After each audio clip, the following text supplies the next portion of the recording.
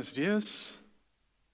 My name is Craig, and I'm trying to reduce suffering in product development. Let's get started.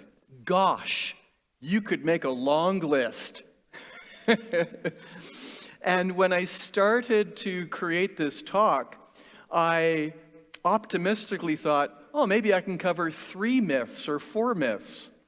But I started the first one. The first one took so long, I said, okay, that's enough for this year. So maybe in a future year we'll cover some others.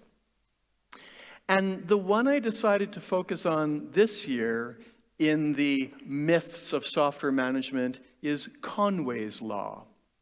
And I'm sure that most of you have heard of Conway's Law. And it's okay if you haven't, because I'll be explaining what it's about.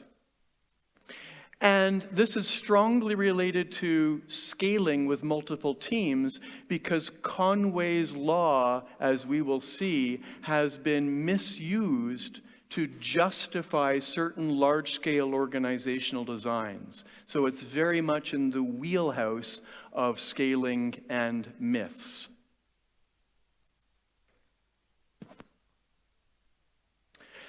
First of all, I want to pop to a higher level and make an education comment. There are many management or agile ideas and a lot of misunderstanding of what they mean. Read the original. If you want to clear the fog, read the original. If you want to know what agile meant, don't go to McKinsey's website and read their summary. If you want to understand what Scrum meant, don't go to scrum.org or Scrum Alliance and read what they meant. Go get the 1986 paper from Takeuchi and Nonaka from Harvard Business Review and read that. You want to understand Conway's Law? Actually read the original paper, and on and on. So do our history research. A second high-level education comment I want to make, and this will be practical for almost everyone in the room, because every one of us works as coaches or educators in some way. I'll tell it through a story. Years ago, I was listening to a podcast where a neuroscientist was being interviewed, an author of many books. She's a really good both writer and scientist. And she, in this new book and in this interview, wanted to explain the correct modern understanding of brain topology. So what she did in this 45-minute podcast interview was she spent, here's the key point, the first 30 minutes talking about the old wrong understanding, until that was fully explained. And then she used the last 15 minutes to describe the new correct understanding. This is a terrible idea if you understand human psychology, because us humans have about 20 to 30 minutes worth of high attention in our brains on average. If you do psych research, it's hard for people to really pay close attention for around 30 minutes, and then it really drops off when you're listening to a talk or a lecture. So ironically, these professors at universities who even studied cognitive science have no idea about education psychology and how people learn. And so in the future, whenever you're giving a talk or you're coaching and you're trying to explain an idea that's been misunderstood, do not start off by talking about the misunderstanding. Like, for example, the only thing that I remember now from that 45-minute interview is the wrong thing. I can barely remember the correct thing. And that will happen. So in the future, whenever you've got a mistake, correct understanding teaching situation, do not start by teaching the mistake. Start by teaching the correct understanding and then wrap up with the misunderstanding because of humans' attention. And so let's do this with Conway's Law. So for example, a typical maybe talk on Conway's Law might go through a whole bunch of pages about the wrong understanding and then conclude with the correct understanding. Let's flip that.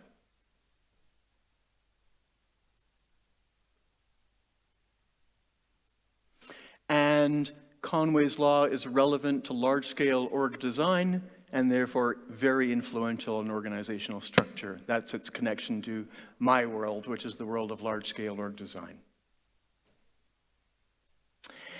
And not only do other educators have an incorrect way of teaching because they teach the wrong idea and then at the end they give the solution, it's the same thing in Conway's paper, which was written in 1968. I analyzed the paper. Please look at this.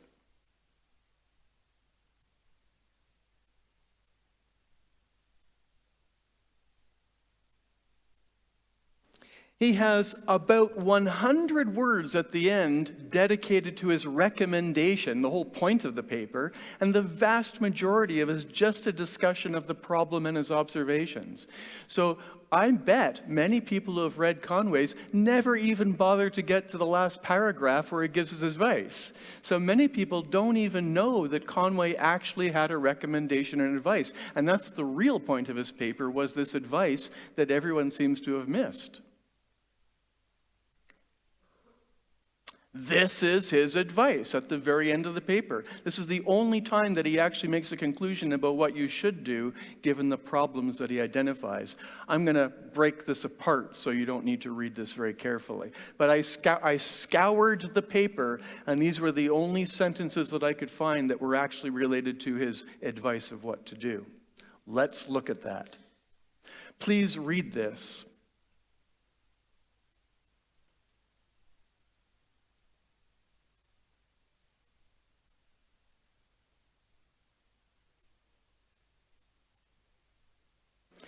So before opening up the box on this, to summarize, Conway observes that the communications pathways between people will influence the architecture of the system. That's his observation. And so then he makes a perfectly logical conclusion, which is that we want to structure the organization according to the need for communication. A perfectly logical conclusion. Now, what is the need for communication if the system optimizing goal is either adaptiveness or value or fast? And by the way, these are things that CEOs typically care about.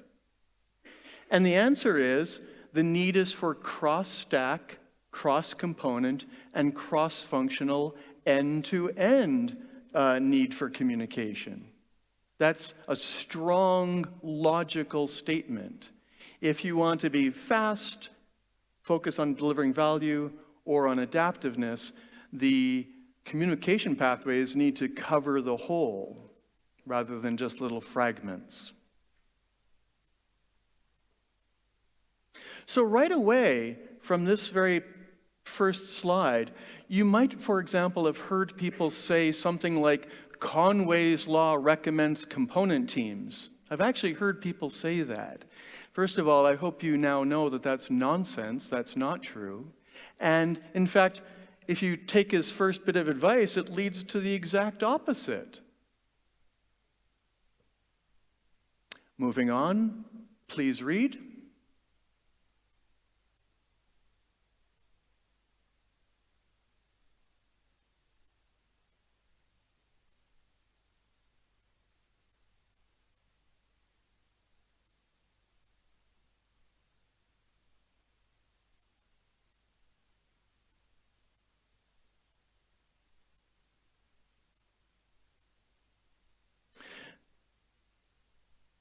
So one conclusion that Conway makes is that the communication pathways of a development group will influence the architecture. But then he makes a very important point, which is like the main point of his article that seems to have gone over the heads of so many people. And it's this sentence: the design which occurs first is almost never the best possible. And so then he says, and so therefore, we need a flexible organization to support effective design. So this has got nothing to do with promoting component teams. He's saying we usually get the architecture wrong. And then he's saying if we lock in communication pathways and teams, if we lock those into the wrong architecture, that's unskillful, is what he's saying. And so therefore, we should not lock in groups and organizational design to the existing architecture because the existing architecture is flawed. He's suggesting that we decouple those things. And it's interesting how rare I hear people who talk about Conway's Law explain this. But when you actually look at the sentences of what he's written and analyze them carefully, it's very clear that that's what his point is. So locking in teams around an imperfect architecture is undesirable. And what is a flexible organization? It's not coupled to the existing architecture and components. Please read.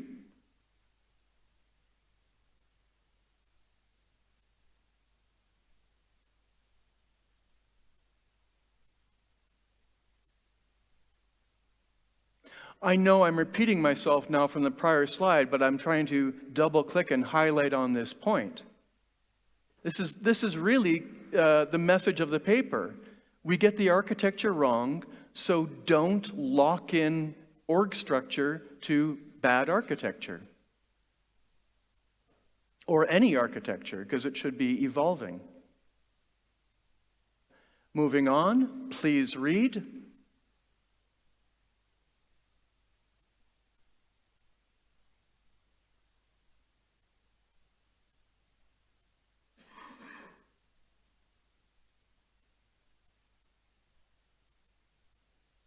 So, I think most of the people in this room understand the concept of an optimizing goal for an organizational system.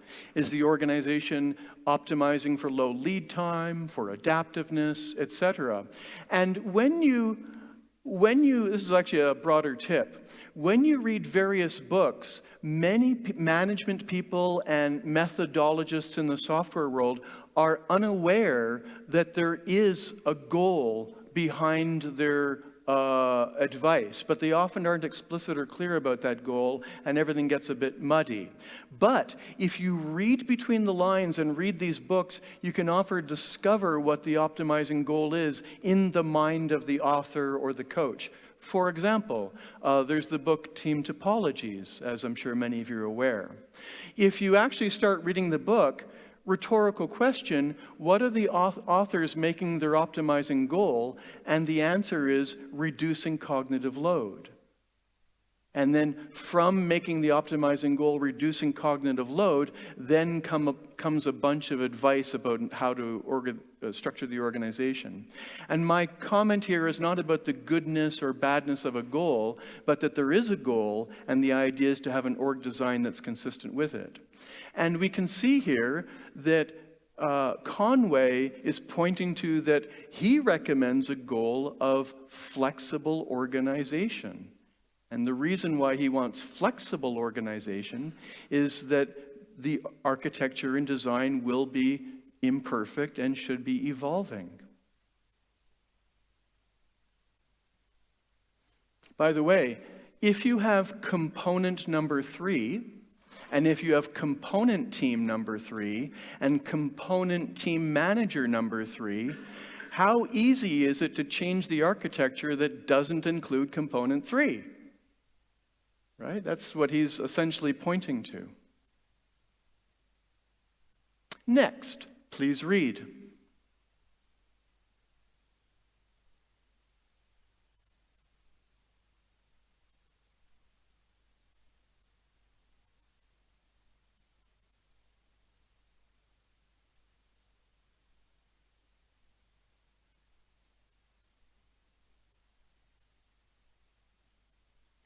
I find it delightful that in 1968 he uses the words lean and flexible. Now, those are words that Bus and me and many of us have been using for decades in the more modern era. And, here he's touching upon rewards and incentives, but once again, notice Conway's repeating use of the word flexible. That's his message that so many people seem to be missing, that he's advocating for a flexible organization, not one locked into existing architecture. And incentives really matter. If you have, to repeat now, a manager of component team 3 and they're incentivized for that team to exist and do things, gonna be hard to eliminate the existing org design.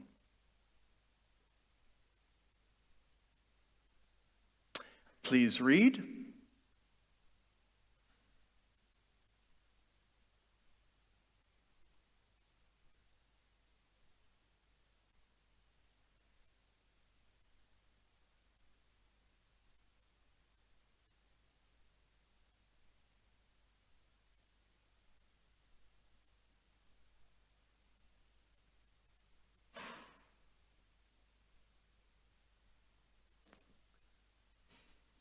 So traditional PMI, PMO, resource management is therefore the exact opposite of what Conway is promoting.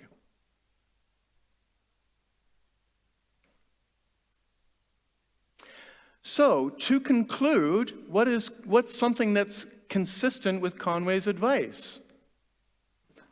Sentence 1, that. Sentence 2, that. Sentence 3, that. So when you actually read slowly and analyze Conway's advice, he's advocating for the kinds of ideas that we're promoting in LESS. Feature teams, shared code, multi-learning developers, all of this is consistent with the flexibility and not locking in teams to architecture that Conway is advocating. I know this is an incorrect way to say it, but Conway wants less, to simplify it if you actually read. I know that's an exaggeration, but that when you read carefully, that's the direction he's pointing us towards.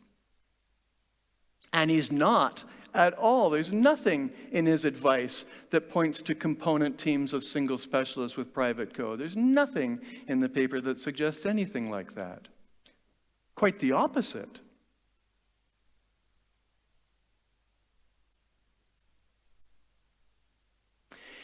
So if I were to summarize Conway's advice, so this is Craig's summary. Evolving flexible architecture by flexible communication in a flexible organization.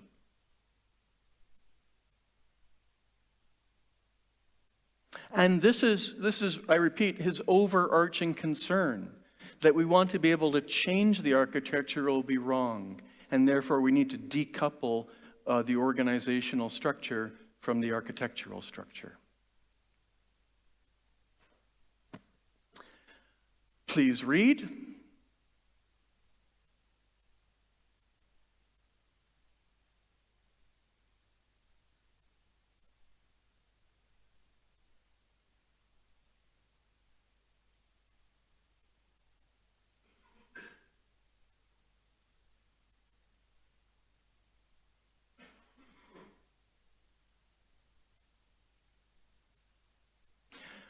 I'm making the point on this sentence.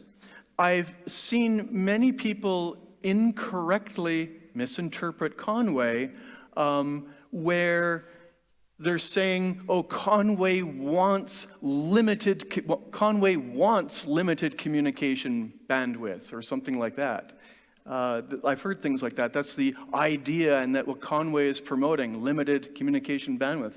No, he's not promoting it. He's identifying that this is a constraint in how organizations behave, and that's absolutely true. This is somewhat related to Larman's law, culture follows structure. Structure is so influential on communication and many other aspects of the group. Moving on.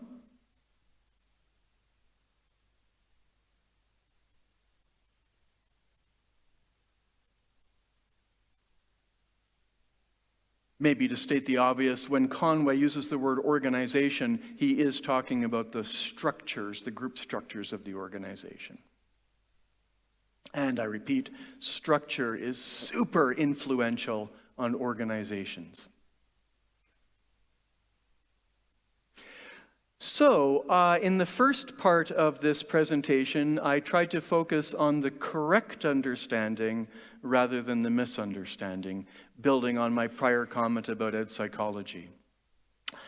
Now, let's wrap up with a few common misunderstandings, of course, which I've already alluded to. So, something has been created called the inverse Conway maneuver or the reverse Conway maneuver.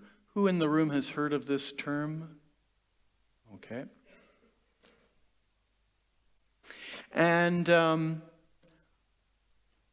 first of all, the current popular meaning of inverse Conway's maneuver is the opposite of the original meaning of inverse Conway's maneuver. So to make things even worse, the 2024 widespread meaning of ICM is the opposite of the original meaning of ICM, to show you that people just aren't reading the original and doing their homework.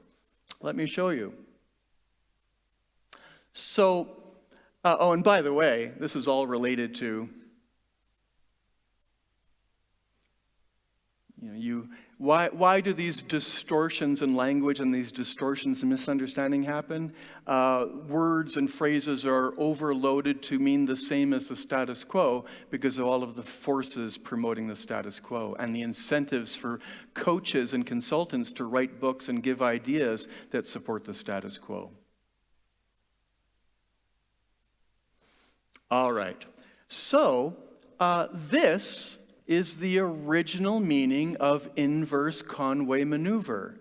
I did a bit of historical research, and it was from an article written in 2011 from a couple of guys at ThoughtWorks. They came up with the name. And what they meant by inverse Conway's law was very simply, it means break down silos that constrain the team's ability to collaborate effectively. Well, great, that sounds fantastic. I'm completely for that. And so it's quite interesting that this original meaning has been distorted into something very different. Please read this.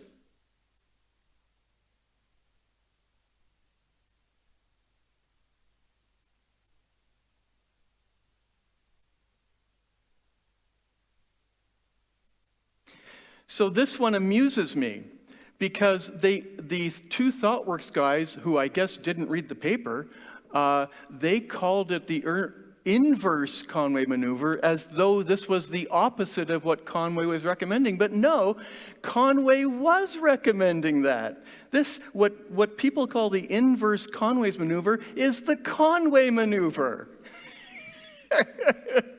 Conway's the one that wants this. It's the whole world of coaches and educators is so messed up on not understanding what people meant.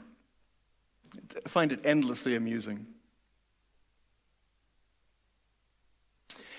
Now, some years later, someone wrote a book called Accelerate. And I'm guessing they didn't either read the ThoughtWorks original paper and they didn't read the Conway's paper, because then they even took the misunderstanding further. Let's look at the incorrect understanding of the inverse Conway maneuver in the book Accelerate. Please read this here.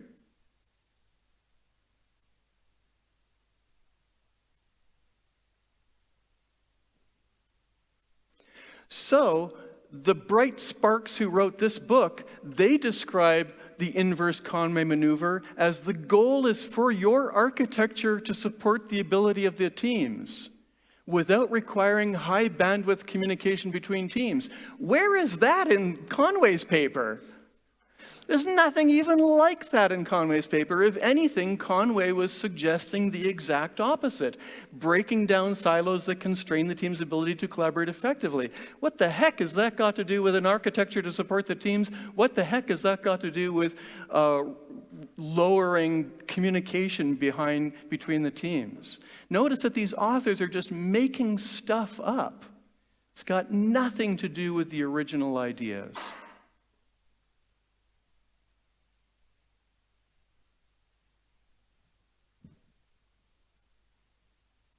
And why do we not have the architecture supporting the ability of the teams? Because Conway makes clear the architecture will be wrong. And so we don't want to couple the teams to the architecture. We want flexible organization. Please read.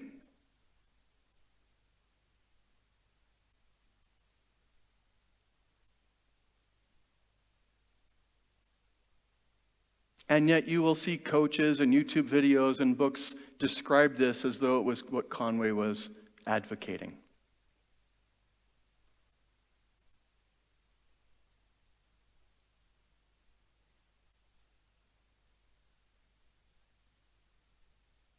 Moving on. So then, a few years later, some people wrote a book called Team Topologies. And they introduced inverse Conway's law again, which they renamed reverse Conway's law. And again, I guess they didn't read the original paper. The reverse Conway maneuver should align the teams and the architecture in a manner that lowers cognitive load, minimizes dependency, and matches product direction. Where is that in Conway's paper? There's nothing like that in Conway's paper. So, making stuff up. Look how far away this idea is from what Conway's paper says.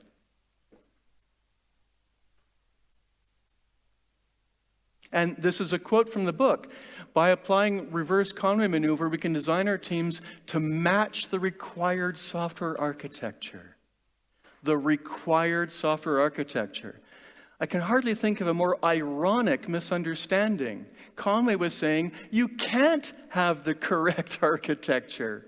So stop trying to couple teams to it. It will be wrong and you want it to evolve. And now we've got coaches and so-called experts communicating as though Conway was advocating design the correct architecture and then couple teams to it. Yow.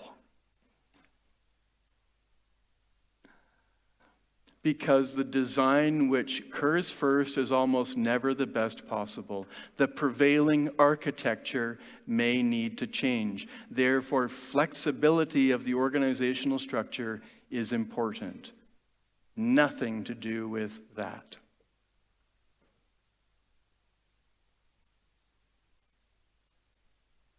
So we've seen this before. Therefore, to conclude, like you see in the book Team Topologies, any form of, quote, adjust your organization to match your target architecture is the opposite of Conway's point.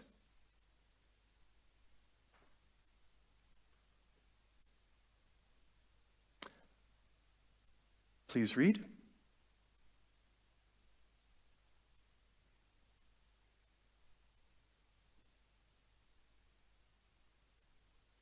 All right. It's time for our table exercise as part of the talk. I shared one myth of software management related to large scale. I'm going to be starting a timer for 5 minutes soon. And the question for your table is, do you know of a second or third software management myth, especially related to scaling, that you've seen in your career that you know is actually a myth? It's widely said, but in fact is incorrect. Maybe some of you have seen some other myths. And the exercise for your team is going to be the question by talking with each other, what are some other myths? And then in 5 minutes, we're going to come back together and we'll share some of these, and then we'll move on to the closing. Please get together with your team and talk about myths of software management, especially related to scaling. Welcome back. Do the tables or teams have numbers? Or they just have names or are currently unnamed? Okay. I'm deciding how to do some random selection from the table, so I think I'll just point out a table. So table here, anything that you'd like to share about myths of software management? And if we have a roaming microphone that we can share, I don't know if we do.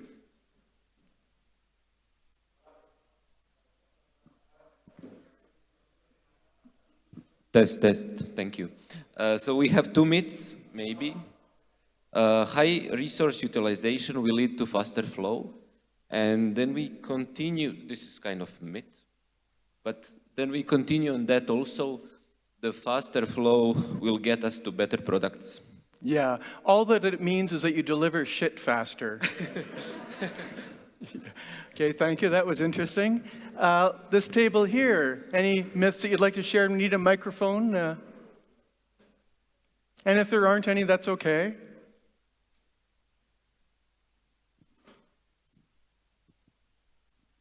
We discussed two myths. One is that culture first. So if you want to change, you have to change your culture first.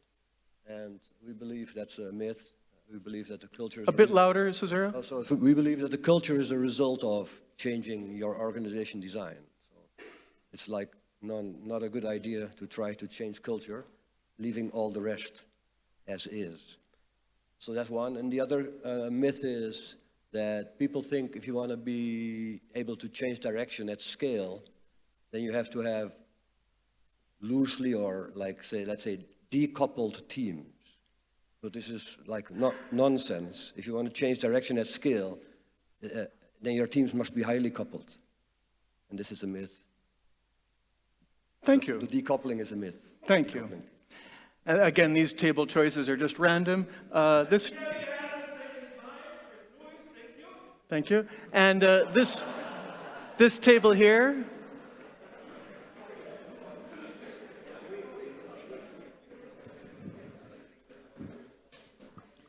So our myth is isolation of teams accelerates development since it increases focus. Okay. And was there a second one, or was that? Well, we actually thought quite a while about that local optimization output is more important than global optimization outcome. Ah, yeah. Wonderful, wonderful examples. I love them. We could keep on going, but that was just kind of fun. I suggest maybe when we go to our next break, taking all of your Post-its, and maybe there'll be some wall place that you can stick them all together. Maybe one of the organizers of the conference can point out a wall space where we could put them all and then have a nice big photo of all of the myths of misunderstanding. But I'll let you guys figure that out at the break. Okay, closing. First of all, I'm on a LinkedIn. I'm a junior GLAD developer, and I'm not a sad developer, serial, archaic development. No, I'm a GLAD developer, generative AI and LLM-assisted development. Done. Thank you for your time.